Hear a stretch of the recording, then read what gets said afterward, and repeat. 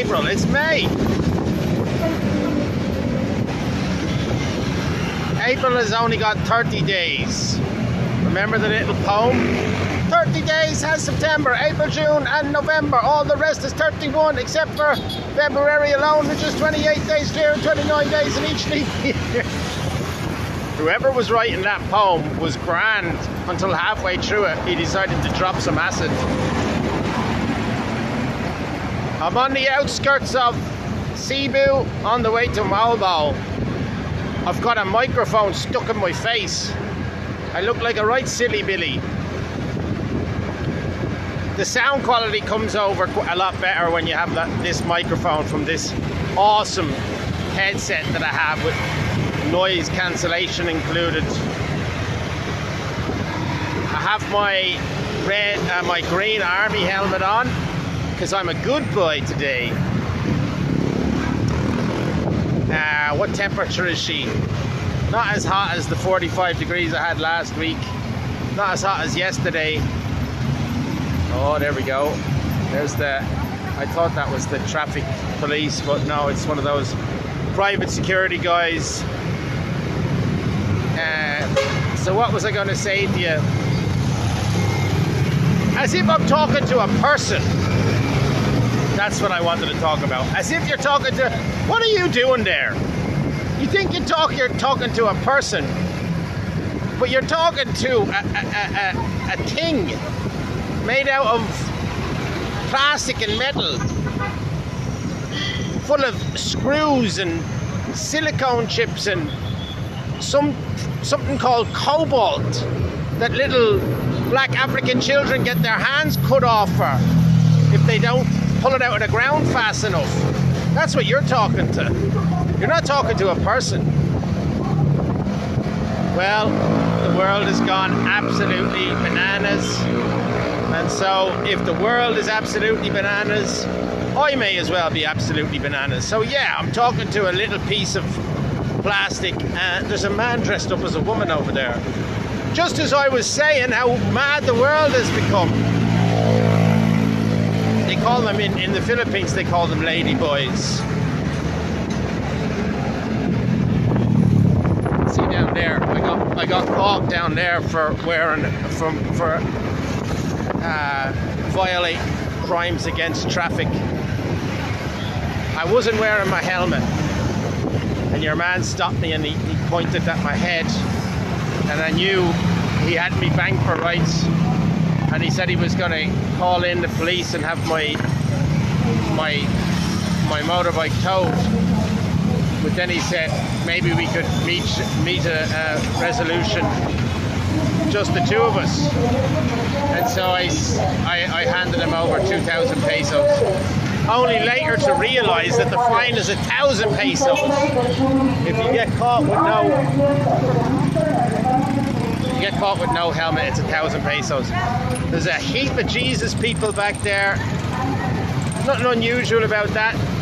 In the Philippines is the most populated gang of Jesus enthusiasts that you can find anywhere in the world. So I suppose they'd be shedding a tear then for the recent passing of our beloved Pope Francis.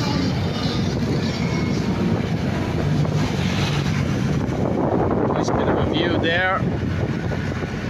Alright, now I have no food in my belly, so I'm doing that thing called hunger. I had a venti Americano for breakfast instead. There's 4 shots of espresso inside that bad boy, and so no wonder I'm feeling a bit jittery. I think I'm going to pull over along the roadside and get something to eat. Banana.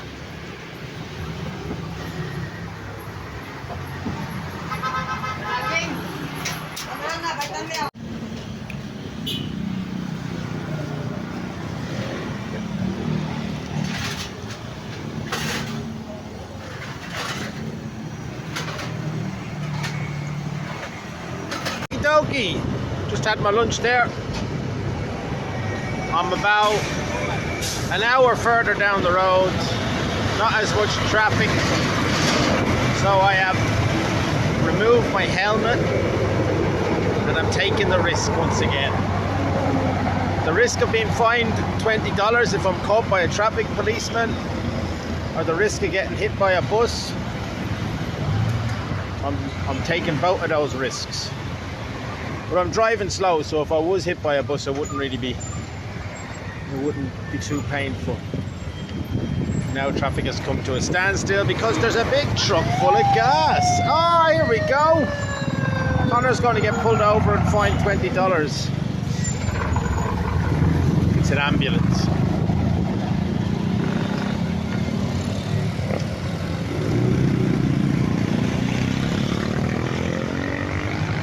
So no, I'm not going to get fined $20. Anyway, while I was having my lunch, I continued reading about how to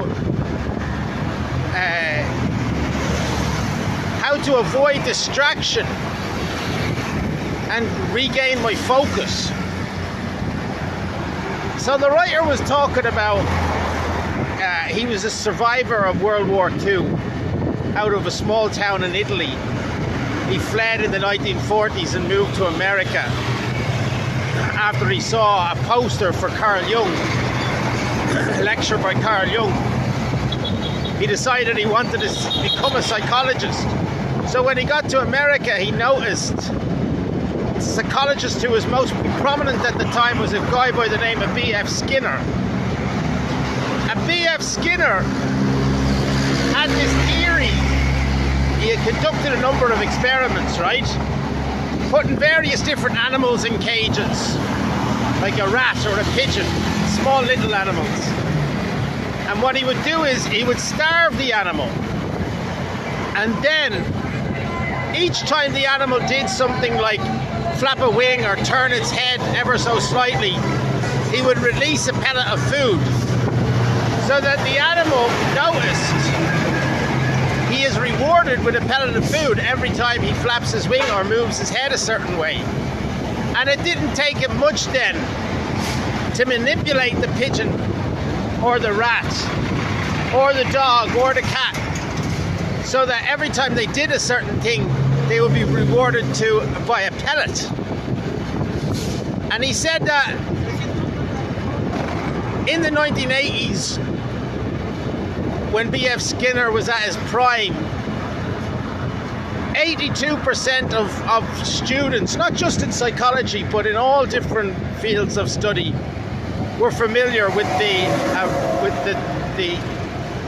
field presented and advocated by B.F. Skinner, right? That we can all be so easily manipulated. The writer referred to the fact that we're very much like those pigeons and rats, walking around a little bit like I am at the moment, except I'm not quite doing it the same. I'm not doing this for likes and commentary. I'm well aware that nobody's even watching this. I will explain at a later point why I think I'm doing this. But going back to Skinner, the theory of Skinner is that if you do small little things, you will be rewarded. Like people posting selfies onto Instagram or commenting on Twitter and watching a gate for any replies. We are easily programmed and we are easily manipulated. So, what's his name again? Csikszentmihalyi, I think was his name. This is the psychologist who wanted to become a psychologist because he saw a poster for a lecture by Carl Jung. Anyway, he figured that was a very negative attitude to have around human behavior, that we're very different from birds and rats and cats and dogs. And so he set about studying himself and observing himself, and he went to painters in Chicago over a significant period of time. He observed various different paints and noticed how lost they became, how focused they became, how much pleasure they took from painting. And then he noticed that when they completed each of their painting, they very rarely took any time to stop and observe their work. In fact, quite often they would just drop their painting and their paintbrush and take a quick deep breath and move on to the next work of art. Most of the painters he observed, he noted, weren't even that interested in the fame. They weren't interested in the financial rewards either. They literally dropped their paintbrush at the end of one painting and moved on to the next. And so he was the one who coined the idea of a flow state, like that we can enter into this state of mind where we become lost in our focus and our attention, and that's where we can find ultimate pleasure. Now, we're not going to be able to do that if we're stuck to our phones and our iPads and our TV screens. So the first thing that I need to do is I need to figure out a way that I can access my flow state, and then remove all the other distractions that I have in my life and focus on that flow state. So that's my rant there now. I'll come back to you later and tell you why I think I talk to myself in a little plastic and metal thing filled with chips and silicone and that thing called cobalt that little African children lose their hands over because they can't reach it fast enough.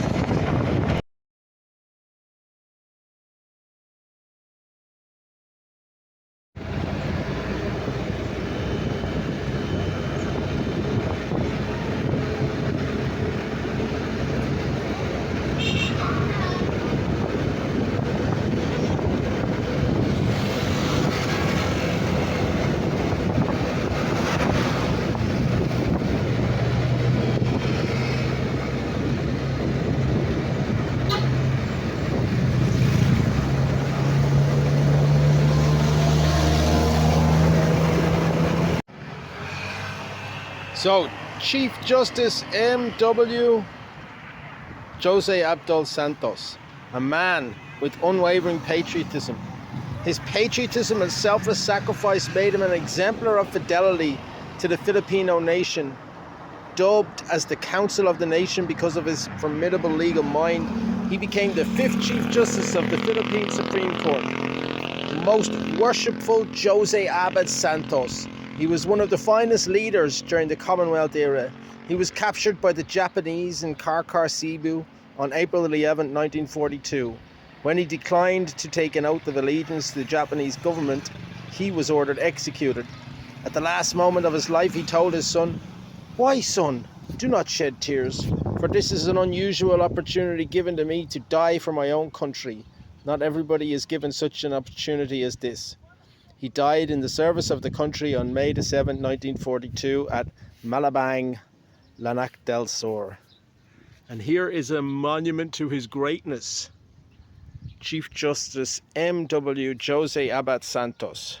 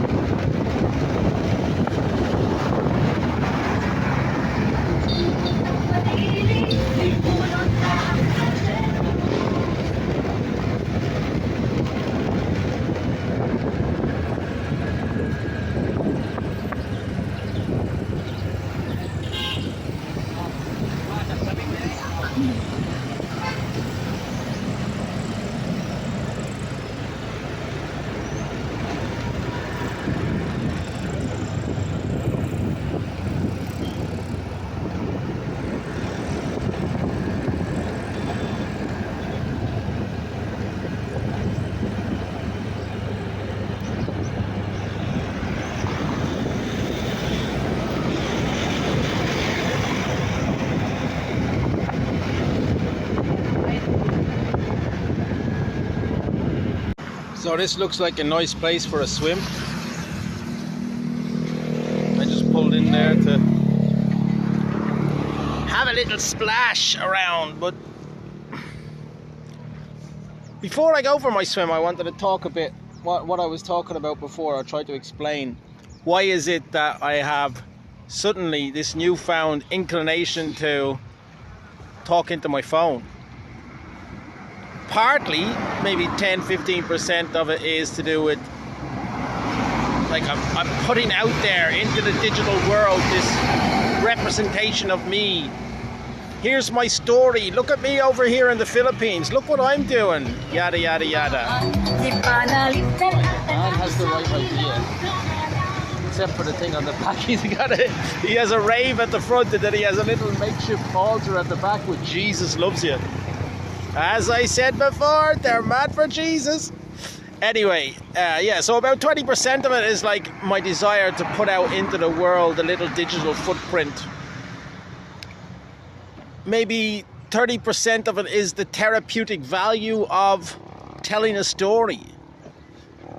This allowance I have to be able to formulate my thoughts on any given topic, and the feeling once I've released that, it is actually akin to flow state, what I was talking about before. And that's a nice bit of synchronicity, isn't it? That just as I was trying to get a handle on what exactly it is about me and my uploading or video vlogging, I stumble upon via my algorithms this content on focusing, how to avoid distraction, how to regain your focus, and the theory of B.F. Skinner and the rat in the cage versus Csikszentmihalyi. Csikszentmihalyi is the psychologist who spoke about the flow state. So 20% of it is about the deep-seated human condition we have of seeking an audience and a feeling of recognition once we have it. That's my pursuit of the likes and the followers and the subscribers. Me and the 100,000 other people pursuing the same thing on YouTube.